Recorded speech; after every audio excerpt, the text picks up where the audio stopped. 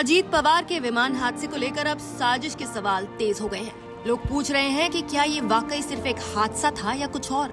इसी बीच ममता बनर्जी ने दावा किया है कि अजीत पवार बीजेपी का साथ छोड़ने वाले थे और उन्होंने इशारों में कहा कि इस हादसे के पीछे साजिश की संभावना से इनकार नहीं किया जा सकता। उनका कहना है कि मामला बेहद गंभीर है और इसकी सच्चाई सामने आनी चाहिए। आपको बता दें कि जिस लेयरजेट 45 विमान से अजीत पवार यात्रा कर रहे थे, वो लैंडिंग के दौरान दुर्घटनाग्रस्त हो गया। इस हादसे में अजीत पवार के साथ personal security officer HC Vidip Jadhav, flight attendant Pinky Mali, pilot in command Sumit Kapoor और को पायलट कैप्टन शांभवी पाठक की भी मौत हो गई। इस दुर्घटना ने न केवल राजनीतिक गलियारों बल्कि पूरे देश को झकझोर कर रख दिया है। अब जांच एजेंसियों का पूरा ध्यान विमान के ब्लैक बॉक्स पर है, जिसे मलबे से बरामद कर लिया गया है और जांच के लिए भेजा जा रहा है। जांचकर्ताओं को उम्मीद है कि ब्लैक बॉक्स से विमान के अंतिम पलों की सटीक जानकारी मिल सकेगी और हादसे की असली वजह सामने आएगी।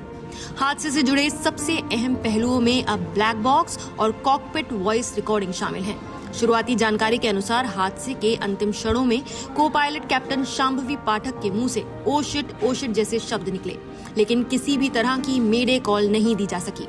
जांच एजेंसियों का मानना है कि घटनाक्रम इतनी तेजी से हुआ कि पायलटों को आपात संदेश देने का समय ही नहीं मिला। यहाँ आपको बता दें कि ब्लैक बॉक्स आखिर क्या होता है। तो ब्लैक बॉक्स को विमान की याददाश्त माना जाता है। नाम के बावजूद ये काले रंग का नहीं बल्कि चमकीले नारंगी रंग का होता है, ताकि दुर्घटना के बाद आसानी से मिल सके।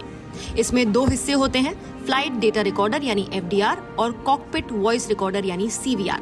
FDR विमान की गति, ऊंचाई, इंजन की स्थिति और कंट्रोल मूवमेंट जैसी तकनीकी जानकारियां रिकॉर्ड करता है, जबकि CVR पायलटों की बातचीत, एयर ट्रैफिक कंट्रोल से संवाद और कॉकपिट में बजने वाली चेतावनी अलार्म को सुरक्षित रखता है।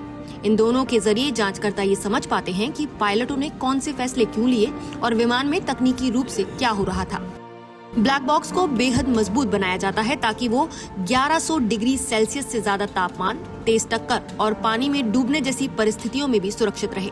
आमतौर पर इसे विमान के पिछले हिस्से में लगाया जाता है, क्योंकि दुर्घटना में ये हिस्सा अपेक्षाकृत कम क्षतिग्रस्त होता है। इसी कारण विमान हादसों की जांच में ब्लैक बॉक्स सबसे अहम सबूत माना जाता है। बारामती हादसे की जांच DGCA और एयरक्राफ्ट एक्सीडेंट इन्वेस्टिगेशन ब्यूरो यानी AAI भी कर रहे हैं। ब्लैक बॉक्स के साथ साथ विमान के maintenance record, air traffic control से हुई बातचीत और मौसम संबंधी रिपोर्ट भी खंगाली जा रही है।